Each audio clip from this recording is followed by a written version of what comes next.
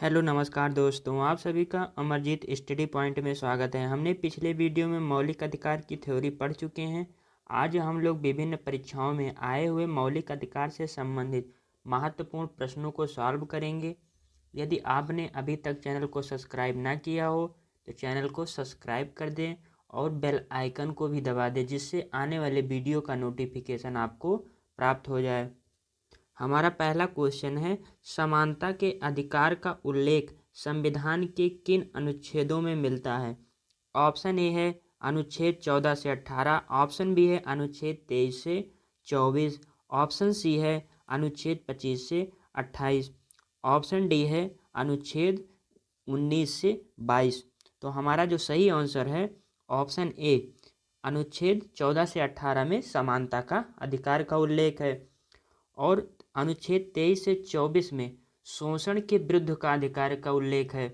और अनुच्छेद 25 से 28 के बीच में धार्मिक स्वतंत्रता का अधिकार है और 19 से 22 में स्वतंत्रता का अधिकार है। दूसरा क्वेश्चन है, निम्नलिखित में से कौन सा अधिकार मूल अधिकार में शामिल नहीं है? ऑप्शन ए है समानता का अधिकार, ऑप्शन बी है संपत्ति का अधिकार, ऑप्शन सी है शिक्षा का अधिकार, ऑप्शन डी है शोषण के विरुद्ध अधिकार। तो हमारा सही आंसर होगा संपत्ति का अधिकार। संपत्ति का अधिकार जो है वो मूल अधिकार में शामिल नहीं है। इसको 44वें संविधान संशोधन 1978 के द्वारा मूल संविधान से हटा दिया गया और इसे कहाँ पे जोड़ दिया गया? कानूनी अधिकार में रख दिया गया। किसको? संपत्ति के अधिकार को।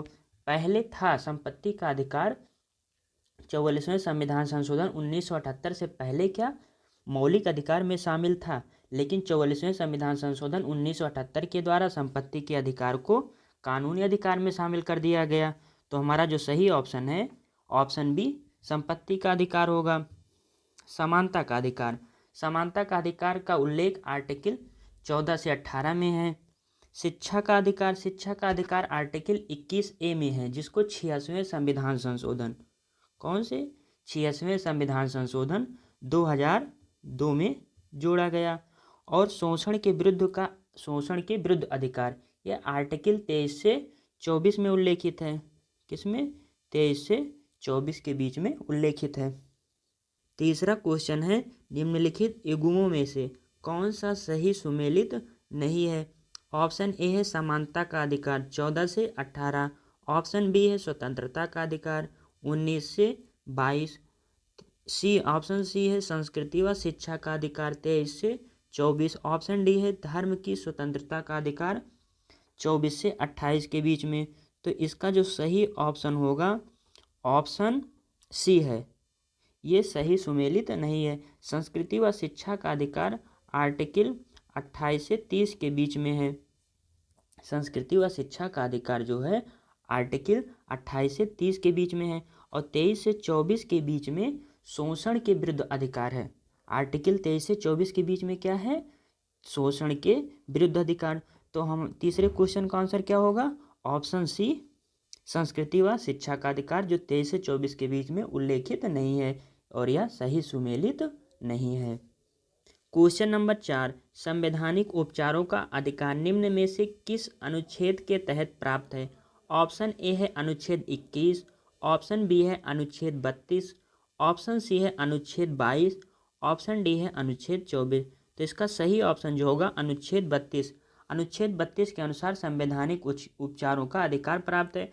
यदि व्यक्ति के मौलिक अधिकार का उल्लंघन हो रहा है तो आर्टिकल 32 के अनुसार व्यक्ति सर्वोच्च न्यायालय या न्यायालय जा सकता है। आर्टिकल 21 में जो है ये जीवन के अधिकार से संबंधित है और आर्टिकल 22 जो है ये मनमानी गिरफ्तारी और निवारक नज़रबंदी में संरक्षण देता है। और आर्टिकल 24 जो है ये बाल श्रम को रोकने वाला आर्टिकल है। इसमें कहा गया है कि 14 वर्ष से कम आयु के बच्चों को खतरनाक रोजगार में नहीं लगाया जा सकता है। क्वेश्चन नंबर 5, भारतीय संविधान का मैग्ना कार्टा संविधान के किस भाग को कहा जाता है? ऑप्शन ए है भाग 4, ऑप्शन बी है भाग 2, ऑप्शन सी है भाग 3, ऑप्शन डी है भाग 4। तो इसका सही ऑप्शन जो होगा भाग 3। भाग 3 को भारतीय संविधान का मैग्ना कार्टा कहा जाता है या मौलिक अधिकार को भारत का मैग्ना कार्टा कहा जाता है। क्वेश्चन नंबर 6, भारतीय संविधान के निम्नलिखित में से किस अनुच्छेद के द्वारा अस्पृश्यता की समाप्ति की व्यवस्था की गई है? ऑप्शन ए है अनुच्छेद 14, ऑप्शन बी है अनुच्छेद 15, ऑप्शन सी है अनुच्छेद 16, ऑप्शन डी है अनुच्छेद 17। तो इसका सही ऑप्शन जो होगा अनुच्छेद 17। अनुच्छेद 17 क्या है? अस्पृश्यता के अंत की बात कहता है। और आर्टिकल या अनुच्छेद 14 में जो है विधि के सम समानता और विधि का समान संरक्षण है। और आर्टिकल 15 में राज्य अपने नागरिकों के बीच जाति, धर्म, मूल वंश, जन्म स्थान के आधार पर सार्वजनिक स्थलों पर भेदभाव नहीं करेगा। और आर्टिकल 16 में है कि सरकारी नौकरी में अवसर की क्या होगी? समानता होगी। तो क्वेश्चन नंबर 6 का जो आंसर है अनुच्छेद 17 है। ये अस्पृश्यता के अंत की बात कहता है। कौन सा आर्टिकल? आर्टिकल 17। क्वेश्चन नंबर 7 है, 44वें संविधान संशोधन द्वारा किस अधिकार को मूल अधिकार की श्रेणी से हटाकर एक विधिक अधिकार बनाया गया? ऑप्शन ए है समानता का अधिकार, ऑप्शन बी है स्वतंत्रता का अधिकार, ऑप्शन सी है संपत्ति का अधिकार, ऑप्शन डी है शिक्षा का अधिकार। तो इसका जो सही ऑप्शन होगा संपत्ति का अधिकार। संपत्ति के अधिकार को 44वें संविधान संशोधन द्वारा कहाँ पे रख दिया गया था?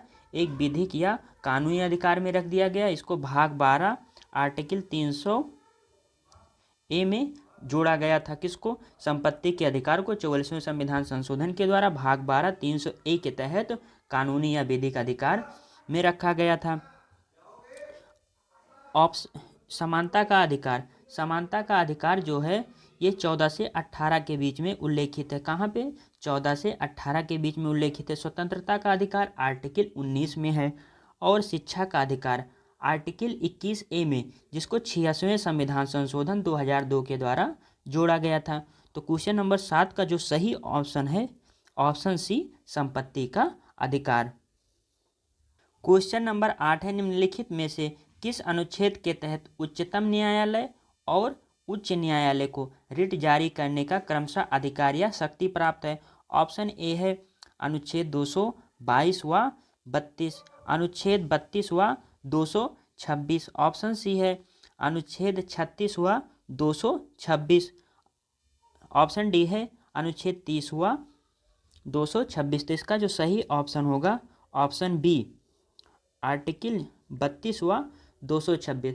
जब आपके मौलिक अधिकार का उल्लंघन होगा तो आप न्यायालय जाएंगे तो न्यायालय की 5 प्रकार की रिट जारी करके आपके मौलिक अधिकार को लागू करवाएगा। आर्टिकल 32 के तहत सुप्रीम कोर्ट रिट जारी कर सकता है और आर्टिकल 226 के तहत हाई कोर्ट रिट जारी कर सकता है। मौलिक अधिकार का उल्लंघन होने पर आप सीधे सर्वोच्च न्यायालय जा सकते हैं और किसी भी मामले में आप सीधे सर्वोच्च न्यायालय नहीं जा सकते। सिर्फ मौलिक अधिकार में ही आप सर्वोच्च न्यायालय जा सकते हैं। क्वेश्चन नंबर 9, निम्नलिखित युग्मों में से कौन सा सही सुमेलित नहीं है? ऑप्शन ए है मानव का दुर्व्यापार तथा बालाश्रम का निषेध, अनुच्छेद 23, ऑप्शन बी है अल्पसंख्यक वर्गों के हितों का संरक्षण, अनुच्छेद 29, ऑप्शन सी है संवैधानिक उपचारों का अधिकार, अनुच्छेद 32, ऑप्शन डी है शिक्षा के अधिकारों की शिक्षा संस्थानों की स्थापना तथा प्रशासन करने का अल्पसंख्यक वर्गों का अधिकार, अनुच्छेद 31। तो इसका जो सही ऑप्शन होगा ऑप्शन डी है सही सुमेलित नहीं है। अनुच्छेद 31 में जो है संपत्ति का अधिकार था, जिसको 44वें संविधान संशोधन 1978 के द्वारा हटाकर कानूनी अधिकार में रख दिया गया था। शिक्षा के संस्थानों की स्थापना और प्रशासन करने का अल्पसंख्यकों का अधिकार होगा या आर्टिकल 30 में उल्लेखित है। तो हमारा जो सही ऑप्शन होगा ऑप्शन डी, यह सही सुमेलित नहीं है। क्वेश्चन नंबर 10, भारतीय संविधान के अंतर्गत निम्नलिखित में से किसे मूल अधिकार का संरक्षक माना जाता है? ऑप्शन ए है संसद को, ऑप्शन बी है राष्ट्रपति को, ऑप्शन सी है न्यायपालिका को, ऑप्शन डी है प्रधानमंत्री को। तो इसका जो सही ऑप्शन होगा न्यायपालिका। मूल अधिकारों का संरक्षक न्यायपालिका को माना जाता है। यदि हमारे मूल अधिकार का उल्लंघन हो रहा है तो हम कहाँ पे जा सकते हैं? न्यायालय जा सकते हैं। क्वेश्चन नंबर 11, मौलिक अधिकार क्या है?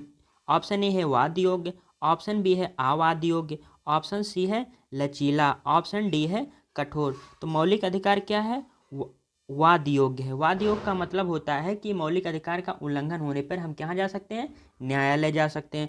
अवाद योग का मतलब होता है हम न्यायालय नहीं जा सकते हैं। जैसे निर्देशक तत्व अवाद योग्य है, यदि उसका उल्लंघन हो रहा है, यदि राज्य मौलिक निर्देशक तत्व को लागू नहीं कर रही है तो हम उसको लेके कहाँ, न्यायालय नहीं जा सकते हैं।